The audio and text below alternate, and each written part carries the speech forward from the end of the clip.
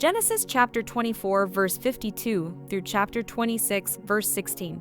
When Abraham's servant heard their answer, he bowed down to the ground and worshipped the Lord.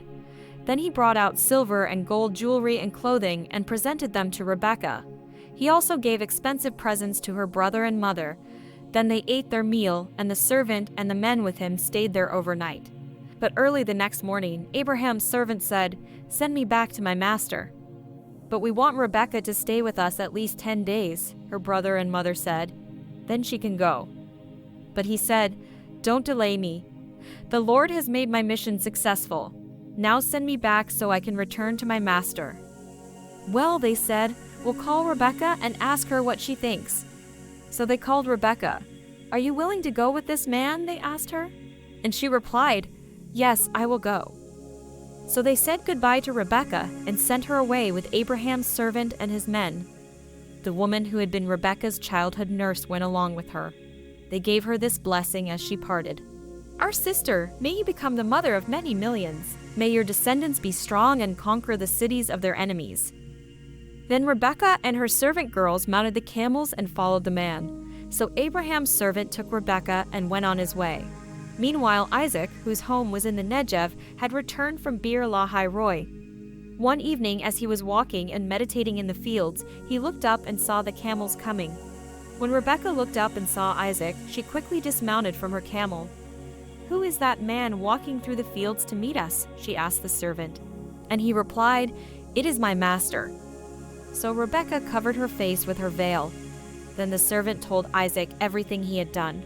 And Isaac brought Rebekah into his mother Sarah's tent, and she became his wife. He loved her deeply, and she was a special comfort to him after the death of his mother. Abraham married another wife, whose name was Keturah. She gave birth to Zimran, Jokshan, Medan, Midian, Ishbak, and Shua. Jokshan was the father of Sheba and Dedan.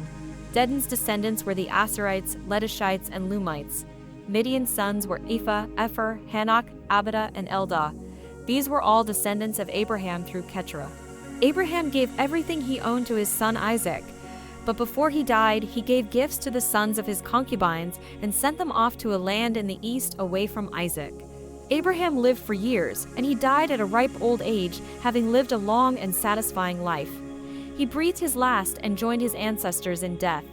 His sons Isaac and Ishmael buried him in the cave of Machpelah near Mamre, in the field of Ephron son of Zohar the Hittite. This was the field Abraham had purchased from the Hittites and where he had buried his wife Sarah. After Abraham's death, God blessed his son Isaac, who settled near Beer Lahai Roi in the Negev. This is the account of the family of Ishmael, the son of Abraham through Hagar, Sarah's Egyptian servant. Here is a list, by their names and clans, of Ishmael's descendants. The oldest was Nebaioth, followed by Kedar, Adbeel, Mibsam, Mishma, Duma, Massa, Hadad, Tema, Jeter, Naphish, and Kedemah. These sons of Ishmael became the founders of tribes named after them, listed according to the places they settled and camped. Ishmael lived for years. Then he breathed his last and joined his ancestors in death. Ishmael's descendants occupied the region from Havilah to Shur, which is east of Egypt in the direction of Assur. There they lived in open hostility toward all their relatives. This is the account of the family of Isaac, the son of Abraham. When Isaac was years old, he married Rebekah, the daughter of Bethuel the Aramean from Paddan Aram and the sister of Laban the Aramean. Isaac pleaded with the Lord on behalf of his wife, because she was unable to have children. The Lord answered Isaac's prayer, and Rebekah became pregnant with twins. But the two children struggled with each other in her womb, so she went to ask the Lord about it. "Why is this happening to me?" she asked. And the Lord told her, "The sons in your womb will become two nations. From the very beginning, the two nations will be rivals. One nation will be stronger than the other, and your older son will serve your younger son." And when the time came to give birth, Rebekah discovered that she did indeed have twins. The first one was very red at birth and covered with thick hair like a fur coat, so they named him Esau. Then the other twin was born with his hand grasping Esau's heel, so they named him Jacob. Isaac was years old when the twins were born. As the boys grew up, Esau became a skillful hunter. He was an outdoorsman, but Jacob had a quiet temperament, preferring to stay at home. Isaac loved Esau because he enjoyed eating the wild game Esau brought home, but Rebekah loved Jacob.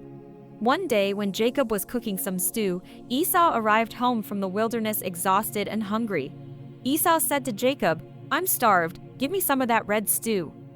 This is how Esau got his other name Edom, which means red. "All right," Jacob replied, "but trade me your rights as the firstborn son." "Look, I'm dying of starvation," said Esau. "What good is my birthright to me now?" But Jacob said, "First you must swear that your birthright is mine." So Esau swore an oath, thereby selling all his rights as the firstborn to his brother Jacob. Then Jacob gave Esau some bread and lentil stew. Esau ate the meal, then got up and left. He showed contempt for his rights as the firstborn. A severe famine now struck the land, as it happened before in Abraham's time. So Isaac moved to Gerar, where Abimelech, king of the Philistines, lived. The Lord appeared to Isaac and said, "Do not go down to Egypt, but do as I tell you. Live here as a foreigner in this land, and I will be with you and bless you. I hereby confirm that I will give all these lands to you and your descendants, just as I solemnly promised Abraham your father. I will cause your descendants to become as numerous as the stars of the sky, and I will give them all these lands. And through your descendants all the nations of the earth will be blessed. I will do this because Abraham listened to me and obeyed all my requirements, commands, decrees, and instructions." So Isaac stayed in Gerar. When the men who lived there asked Isaac about his wife, Rebekah, he said, "She is my sister." He was afraid to say, "She is my wife." He thought, "They will kill me to get her because she is so beautiful." But some time later, Abimelech, king of the Philistines, looked out his window and saw Isaac caressing Rebekah. Immediately, Abimelech called for Isaac and exclaimed, "She is obviously your wife. Why did you say, 'She is my sister'?" "Because I was afraid someone would kill me to get her from me," Isaac replied. "How could you do this to us?" Abimelech exclaimed. "One of my people might easily have taken your wife and slept with her, and you would have made us guilty of great sin." Then Abimelech issued a public proclamation, "Anyone who touches this man or his wife will be put to death." When Isaac planted his crops that year, he harvested 100 times more grain than he planted, for the Lord blessed him. He became a very rich man, and his wealth continued to grow. He acquired so many flocks of sheep and goats, herds of cattle, and servants that the Philistines became jealous of him. So the Philistines filled up all of Isaac's wells with dirt. These were the wells that had been dug by the servants of his father Abraham. Finally, Abimelech ordered Isaac to leave the country. "Go somewhere else," he said, "for you have become too powerful for us." Matthew chapter 8, verse 18 through 34. When Jesus saw the crowd around him, he instructed his disciples to cross to the other side of the lake. Then one of the teachers of religious law said to him, "Teacher, I will follow you wherever you go." But Jesus replied, "Foxes have dens to live in, and birds have nests, but the Son of Man has no place even to lay his head." Another of his disciples said, "Lord, first let me return home and bury my father." But Jesus told him, "Follow me now. Let the spiritually dead bury their own dead." Jesus calms the storm. Then Jesus got into the boat and started across the lake with his disciples. Suddenly, a fierce storm struck the lake, with waves breaking into the boat. But Jesus was sleeping. The disciples went and woke him up, shouting, "Lord, save us! We're going to drown." Jesus responded, "Why are you afraid?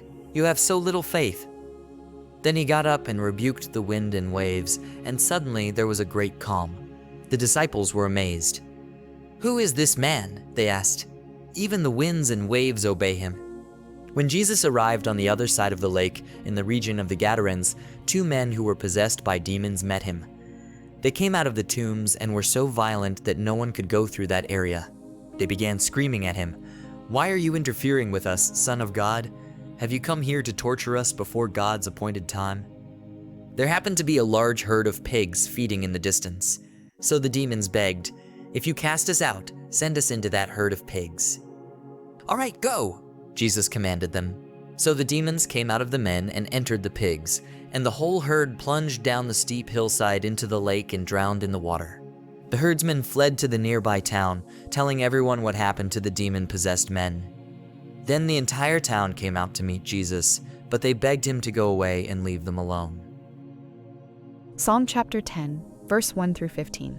O Lord, why do you stand so far away? Why do you hide when I am in trouble? the wicked arrogantly hunt down the poor. Let them be caught in the evil they plan for others. For they brag about their evil desires. They praise the greedy and curse the Lord. The wicked are too proud to seek God. They seem to think that God is dead, yet they succeed in everything they do. They do not see your punishment awaiting them. They sneer at all their enemies. They think, "Nothing bad will ever happen to us. We will be free of trouble forever." Their mouths are full of cursing, lies, and threats. Trouble and evil are on the tips of their tongues. They lurk in ambush in the villages, waiting to murder innocent people. They are always searching for helpless victims. Like lions crouched in hiding, they wait to pounce on the helpless. Like hunters, they capture the helpless and drag them away in nets. Their helpless victims are crushed. They fall beneath the strength of the wicked. The wicked think, "God isn't watching us. He has closed his eyes and won't even see what we do." Arise, O Lord.